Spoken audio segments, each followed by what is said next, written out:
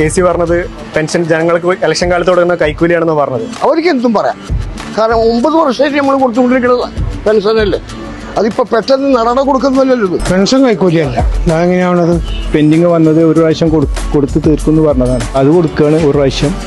പിന്നെ അത് ഒരിക്കലും കൈക്കൂലി ആവില്ല. അത് തെറ്റാണ് പറഞ്ഞത്. ഇപ്പൊ എല്ലാവരും ഇപ്പൊ അതിന് പേരായി കൈക്കൂലി. ഇപ്പൊ മയിലാടിയിലൊക്കെ പറഞ്ഞതാണ്. എത്ര കാലങ്ങൾക്ക് മുന്നിലല്ലേ പെൻഷൻ സാധാരണ കൊടുത്തുകൊണ്ടിരിക്കുന്ന പെൻഷനല്ലേ, കൈക്കൂലി ആയിട്ട് കണക്കൂട്ടാൻ പറ്റൂലേ? കൈക്കൂലിയാന്ന് ഞാൻ പറഞ്ഞില്ല. കൈക്കൂലല്ലേ അത് പെൻഷനായാലും പൈസ, അത് അങ്ങനെ ചില പൈസ അല്ലേ കണ്ട് എന്താ പ്രത്യേകത? ബുദ്ധിയില്ല, അതേ ഉള്ളൂ. വൈതല്ല കിളി പറയാ, അല്ലാതെ പ്രശ്നമല്ല.